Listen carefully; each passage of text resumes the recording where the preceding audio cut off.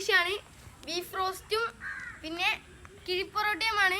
അപ്പോൾ വീഡിയോയിൽ കാണാം. Bye bye. ബീഫ് റോസ്റ്റ് ഉണ്ടാക്കാൻ എന്തൊക്കെയാണ് വേണ്ടതെന്ന് നോക്കാം. 1/2 കിലോ ബീഫിലോട്ട് 1/2 ടീസ്പൂൺ മുളക് പൊടിയും 1/4 ടീസ്പൂൺ മഞ്ഞൾപ്പൊടിയും 1/2 ടീസ്പൂൺ ഗരം മസാലപ്പൊടിയും ആവശ്യത്തിന് ഉപ്പും ചേർത്ത് വേവിച്ച് വെച്ചേക്കുന്നതാണ്. 1 ടേബിൾ സ്പൂൺ മുളക് പൊടി, 1 ടേബിൾ സ്പൂൺ മല്ലിപ്പൊടി, ആവശ്യത്തിന് ഉപ്പ്, 1/2 ടീസ്പൂൺ പെരിഞ്ജീരകം, 1/4 ടീസ്പൂൺ മഞ്ഞൾപ്പൊടി, 1/2 ടേബിൾ സ്പൂൺ ഗരം മസാലയുടെ പൊടി. ഒരു വലിയ തക്കാളി ചെറുതായി മുറിച്ച് വേണം.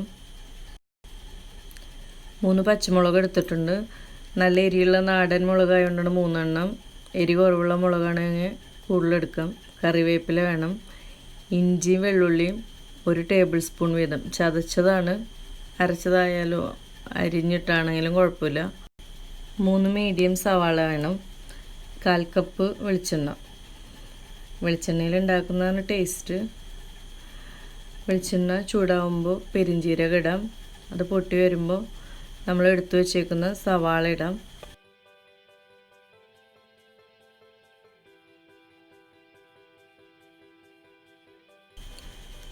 സവാളയുടെ ഒപ്പം തന്നെ പച്ചമുളകും കറിവേപ്പിലയും ചേർക്കുക. കറിവേപ്പില എത്ര വേണമെങ്കിലും ചേർക്കുക. ഞാനിപ്പോൾ 2 തണ്ട ചേർത്തേക്കണേ. സവാള പെട്ടെന്ന് വഴന്നു വരാൻ വേണ്ടിയിട്ട് 1/4 ടീസ്പൂൺ ഉപ്പ് കൂടി ചേർത്തിട്ടുണ്ട്. ഇനി ഇതിനകത്തേക്ക് മസാലയിലോട്ടൊന്നും ഉപ്പ് ചേർക്കുന്നില്ല, കാരണം നമ്മൾ ബീഫിൽ ഉപ്പ് ചേർത്ത് വെച്ചേക്കുന്നത്. ഇഞ്ചി വെള്ളുള്ളിയും കൂടി ഇട്ട് നന്നായി വഴറ്റിയെടുക്കുക. സവാള ഇഞ്ചിയും വെള്ളുള്ളിയൊക്കെ നന്നായി മൂത്ത് നല്ല ഒരു കളറായിട്ടുണ്ട്, നല്ല മണം വരുന്നുണ്ട്. അതിനകത്തേക്ക് 1/4 ടീസ്പൂൺ മഞ്ഞൾപ്പൊടി ഇട്ട് നന്നായി മിക്സ് ചെയ്യുക. മല്ലിപ്പൊടിയും ഇട്ട് കൊടുക്കുക. അത് മൂത്ത് വരുമ്പോൾ മുളക് പൊടി ചേർത്ത് കൊടുക്കുക. തീ കുറച്ച് വെച്ചിട്ട് വേണം പൊടികളൊക്കെ ചേർത്ത് കൊടുക്കാൻ.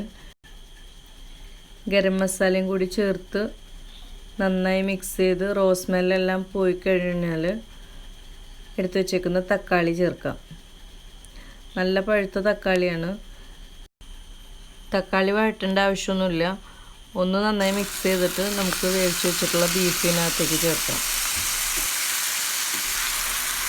ബീഫിലെ വെള്ളമൊക്കെ ഒന്ന് വറ്റി ഒന്ന് മസാലയൊക്കെ ആയിട്ട് മിക്സായി വരട്ടെ. ബീഫിലെ വെള്ളമൊക്കെ വറ്റി വന്നിട്ടുണ്ട്. നമുക്ക് ഉപ്പൊന്ന് നോക്കാം.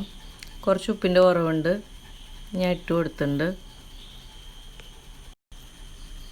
5 മിനിറ്റ് ചെറിയ തീയിൽ വെച്ച് ഇടയ്ക്കിടയ്ക്ക് ഇങ്ങനെ ഇളക്കി കൊടുത്ത് റോസ്റ്റ് നമുക്ക് അധികം ഡ്രൈ ആവാതെ എടുക്കാം. കുറച്ച് കറിവേപ്പിലയും കൂടി അവസാനമായി ഇട്ട് കൊടുക്കാം. റോസ്റ്റ് റെഡി ആയിട്ടുണ്ട്. ഇനി കിഴിപ്പൊറോട്ടയിലോട്ടുള്ള എഗ്ഗ് സ്ക്രാമ്പിൾ ചെയ്തെടുക്കാം. വെളിച്ചെണ്ണയിലോട്ട് കുറച്ച് സവാളയും പച്ചമുളകും കറിവേപ്പിലയും പിന്നെ എഗ്ഗും കൂടി ഇട്ട് ഒന്ന് ചിക്കി പൊരിച്ചെടുക്കാം. കിഴി ഉണ്ടാക്കാൻ വാഴയില വേണം. വാഴയില ഇല്ലെങ്കിൽ സിൽവർ ഫോയിൽ ആയാലും മതി കേട്ടോ. പിന്നെ നമുക്ക് വേണ്ടത് പൊറോട്ടയാണ്. കിഴി പൊറോട്ട എന്ന് പറഞ്ഞാൽ തന്നെ പൊറോട്ട വേണമല്ലോ. ഇത് പുറത്തുനിന്ന് വാങ്ങിച്ചിട്ടുള്ള പൊറോട്ടയാണ് കേട്ടോ. നമുക്കിതിനെ കിഴി പൊറോട്ടയാക്കാം. വാഴയിലോട്ട് പൊറോട്ട വെച്ച് കൊടുക്കാം. അതിൻ്റെ മുകളിലോട്ട് നമുക്ക് ബീഫ് റോസ്റ്റ് സ്പ്രെഡ് ചെയ്ത് കൊടുക്കാം. എനിക്കിത് ചെയ്യുമ്പോൾ ബിരിയാണി ദം ഇടുന്നൊരു ഫീലുണ്ട്. പിന്നെ കുറച്ച് സ്ക്രാമ്പിൾ ചെയ്തിട്ടുള്ള എഗ്ഗും കുറച്ച് സവാളയും ഇത്തിരി കറിവേപ്പിലയും കൂടി ഇട്ട് കൊടുക്കാം. എന്നിട്ട് നമുക്കിതാ ഇതുപോലെ കിഴി കെട്ടാം. ഇത്രയും നന്നായിട്ട് കെട്ടാൻ പറ്റില്ലാത്തവരാണെങ്കിൽ ആദ്യമൊക്കെ ഉണ്ടാക്കുന്നതാണെങ്കിൽ ഇലയൊന്ന് വാട്ടിക്കൊടുക്കുക. അപ്പോൾ പൊട്ടൊന്നുമില്ല. ഇല വെച്ച് കൊടുക്കുമ്പോൾ ഒറ്റ ഇല ഇല്ലാതെ 2-3 ഇലയായിട്ട് വെച്ച് കൊടുത്തു കഴിഞ്ഞാൽ അത് പൊട്ടി താഴേക്ക് പോയില്ല. ഞാൻ കിഴി കെട്ടാൻ വേണ്ടിയിട്ട് വാഴയുടെ നാരനെയാണ് ഉപയോഗിച്ചിട്ടുള്ളത്. ഒരു പാൻ വെച്ച് ചൂടാകുമ്പോൾ അതിനകത്തേക്ക് നമ്മൾ എടുത്ത് വെച്ചിട്ടുള്ള കിഴി വെച്ച് നന്നായിട്ട് ഒന്ന് തിരിച്ചും മറിച്ചൊക്കെ കൊടുക്കുക. ഇതിൽ കുക്കിംഗ് പ്രോസസ്സൊന്നുമില്ല.